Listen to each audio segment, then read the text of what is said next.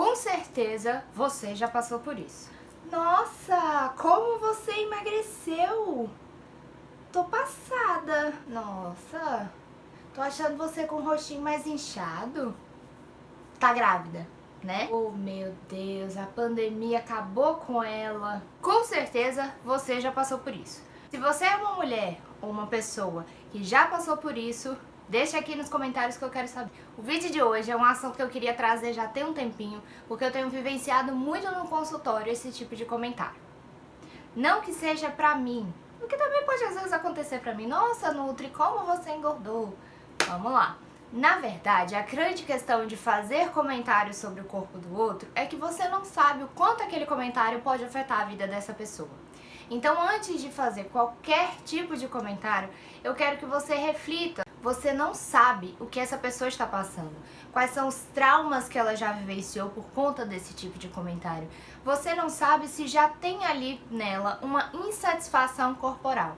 Então, cada vez que eu deixo esse comentário, cada vez que eu faço um comentário sobre o corpo de alguém, a gente não sabe como é que isso pode ser recebido pela pessoa. Talvez ela já tenha se sentido insatisfeita com o próprio corpo. E esse comentário só vai gerar muito mais insatisfações.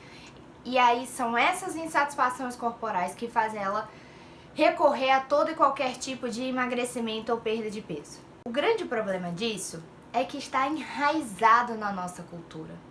Quantas vezes a gente já soltou algum comentário pensando ser positivo, mas que na verdade, quando chega aos ouvidos do outro, não é nada positivo. Pelo contrário, pode ser muitas vezes preconceituoso. Então eu tô trazendo aqui pra vocês 5 motivos pra gente evitar falar do corpo do próximo. Muitas vezes as pessoas já têm a consciência de que aumentou um pouco de peso, acabou ganhando um pouco de peso por conta de episódios de ansiedade ou de compulsão alimentar. E ela não precisa que você diga a ela que ela aumentou de peso. Na maioria dos casos, a própria pessoa já sente isso. Aí o que acontece? A gente sempre deu importância, isso já está enraizado na nossa cultura, a importância com a aparência. Então pra gente é normal fazer comentários sobre o corpo. Primeiro de tudo, motivo esse muito importante. Temos tanta coisa para falar sobre o outro, por que vamos falar sobre a aparência? Por que vamos comentar sobre o excesso de peso ou o excesso da magreza? Vamos falar sobre outras coisas, outros assuntos interessantes. Vamos falar sobre coisas que não tenham impactos ou que gerem traumas. Vamos trazer assuntos gerais, não assuntos sobre essa pessoa. Há muito o que se falar. Vamos falar sobre algo que possa fazer refletir sobre outras coisas da vida e não sobre ela mesma. Vamos falar sobre ações, vamos falar sobre atitudes, vamos falar sobre atitudes que gerem mais empatia, mais amor, mais respeito ao próximo. E não tem ações que façam ele se questionar sobre si próprio. Motivo número 2, cuidado com críticas construtivas. Esse conceito, críticas construtivas, nada mais é do que uma forma mais leve de você soltar alguma piadinha ou alguma ofensa para o outro. Esses dias eu vi na internet e nunca mais eu esqueci. Nós, seres humanos, não somos obras, não somos edifícios para estarmos sempre em construção. Então evite termos de críticas construtivas, porque na verdade esse comentário, ele pode até ter uma boa intenção, mas na verdade ele está carregado sobre preconceito.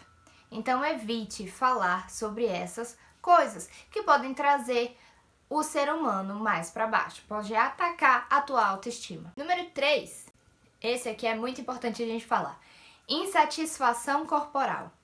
Então, toda vez que eu solto um comentário que seja negativo sobre a imagem do outro, eu posso estar fomentando, eu posso estar alimentando aquela insatisfação que ele mesmo já tem contra o corpo. E isso é muito comum entre as famílias. Quando eu digo que eu tenho vivenciado muito isso no consultório, acontece quando eu atendo crianças, ou quando eu atendo família, ou adolescentes, né? Isso é muito comum dentro da família, porque ou a mãe, ou o irmão, ou o pai sempre faz alguma piadinha do tipo: ah, você tem que emagrecer, seu obeso. Eu já falei pra você que você está obesa. Ela sempre foi assim, cheinha. Ela sempre foi diferente da irmã. Então essas comparações também geram mais e mais vezes insatisfações corporais, né?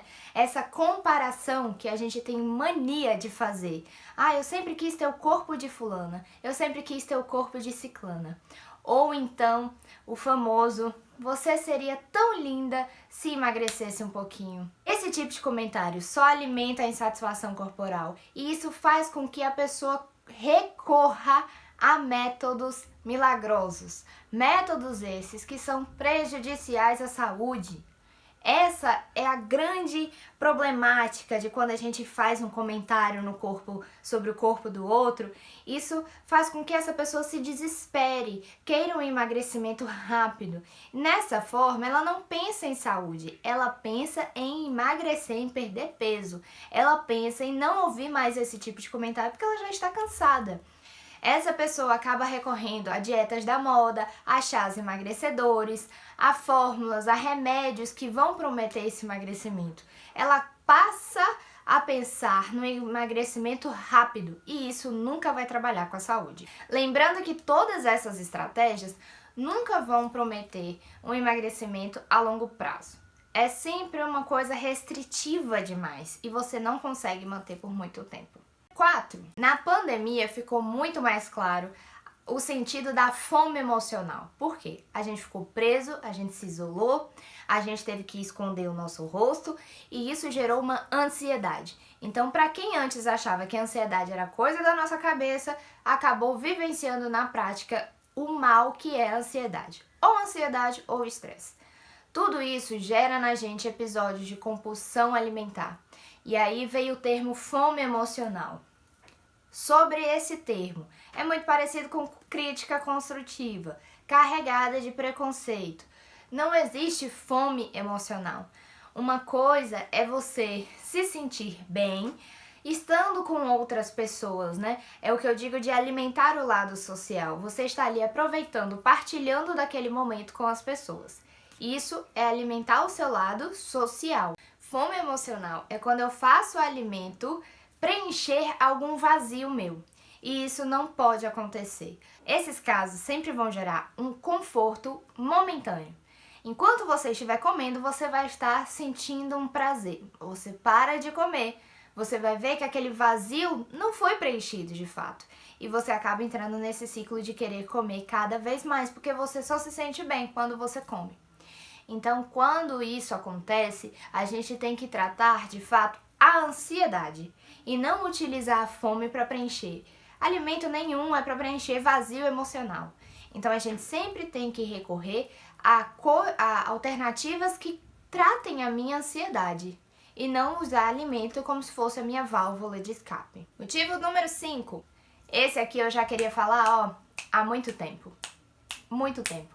Inclusive no consultório, eu tive um paciente perguntando o que eu achava sobre essas questões, né, de cultura ao corpo, porque ele queria saber a minha opinião sobre o culto à obesidade.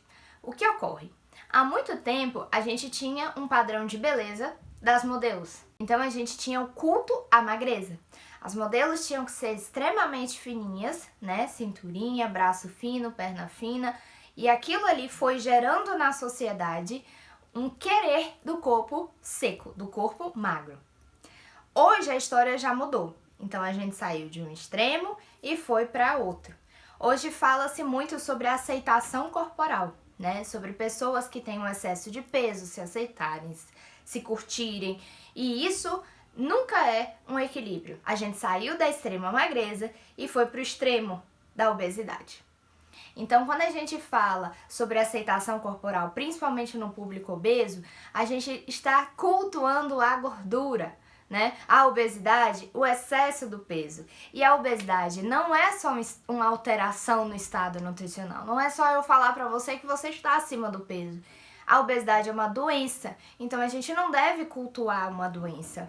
né?